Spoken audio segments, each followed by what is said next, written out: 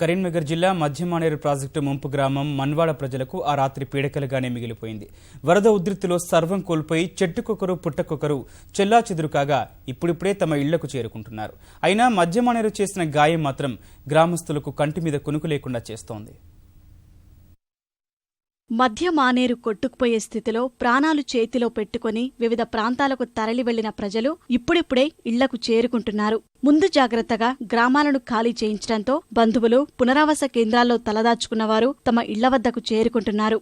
ప్రాజెక్టుకు ఎడమవైపు ఉన్న మట్టికట్ట దాదాపు 150 మీటర్ల మేరకు కొట్టుకుపోవడంతో ప్రాజెక్టులో చుక్క నీరు లేకుండా పోయింది. ఈ ఏడు కనీసం 3 టీఎంసీల నీళ్లైనా ఇక్కడ నిల్వ ఉంచాలన్న పట్టుదలతో ప్రాజెక్టు నిర్మాణం చేపట్టినప్పటికీ అది కార్యరూపం దాల్చలేదు. ముంచెత్తిన వరదతో కట్ట తెగి మన్వాడ గ్రామ ప్రజలకు ఎనలేని నష్టాన్ని తెచ్చిపెట్టింది. పొలాలు, మోటార్లు పూర్తిగా కొట్టుకుపోయాయని బాధితులు ఆవేదన వ్యక్తం చేస్తున్నారు. 3 ఎకరాల పావు పట్ట ఉంది, కానీ 4 ఎకరాల భూమి చేసుకున్నా. మొన్ననే అదంతా లేవల్ చేసుకొని అదంతా చేసుకుంటే దానికి ఇప్పుడు మొత్తం కింత లేకుండా మోటారు, అది పైప్ లైను, 4 బోర్లు, 2 అక్కల గాజుల రూము ఏం లేకుండా మొత్తం కొట్టుకుపోయింది. ఇప్పుడు ఇక నాకు కోతకు వచ్చిన వారి రేపైతే ఆదివారం నాడు పొలు చేసుకుంటాం అనుకొని అన్ని తయారు పెట్టుకున్నాం. 10 ఫుట్ల వడ్ల ఆధారం, మళ్ళీ నాకు ఎక్కడ కూడా గుంట భూమి లేదు, ఇల్లు కూడా కూలిపోతుంది. ఇక నాకు ఏం లేదు, నా భర్త సంపాదించిన ఆస్తి మొత్తం పోయింది.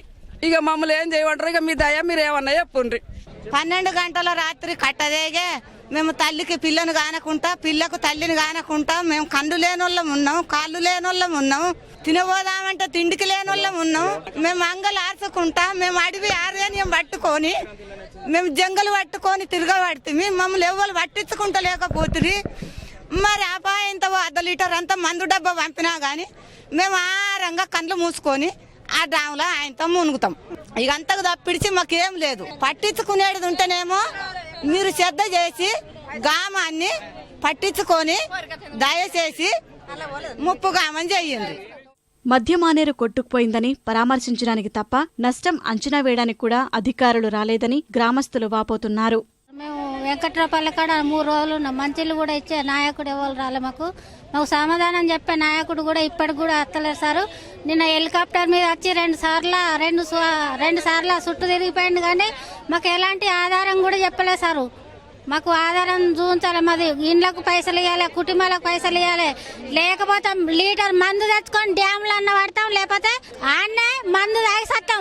10 ఏళ్ల సంధి మేము గిట్లనే బతకబడుతుంది. ఇప్పటికి కూడా మాకు ముప్పు గామ చేసి మాకు ఇండ్లకు పైసలు ఇచ్చి మా ఈ మోటార్లు ఆయే, లైన్లు ఆయే, మాకు తిందామంటే తిండికి లేకుండా అయిపోయా. ఇప్పుడు కట్టదేగి మేము పోదామంటే కలికి గాంధారాల కట్టదేగుతాయి. మా పిల్లల గతేంది, మా గతేంది, మేము పోయి మానే డ్రాములా కలిస్తే బతుకమ్మ తెప్పెలవలేదు, వెళ్ళిపోదాం మేము.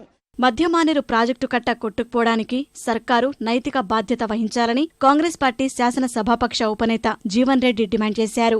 దీని అధికారుల పాత్ర ఏ మేరకు, పర్యవేక్షించాల్సినటువంటి ప్రభుత్వ బాధ్యత ఏ మేరకు, ఈ నిర్వహణ లోపంతోని ప్రభుత్వానికి ఉనగూరబోయేటటువంటి ఆర్థిక నష్టం ఎంత, ఆర్థిక నష్టానికి బాధ్యులెవరు, ఈ 3 అంశాల మీద ఏదైతున్నదో జ్యుడిషియల్ ఎంక్వైరీ వేయాలి. దాంతో మాత్రమే ఏదైతున్నదో ఇవాళ కరీంనగర్ జిల్లా ప్రజలు కనీసం భవిష్యత్తు లోపలైనా ఇటువంటి పొరపాటు జరగకుండా ఉంటాయని చెప్పని మేము ఆశిస్తామని చెప్పండి. కొట్టుకుపోయిన కట్టను మరమ్మతు చేయడంతో పాటు జరిగిన నష్టాన్ని త్వరగా అంచనా వేయాలని మన్వాడ గ్రామస్తులు కోరుతున్నారు.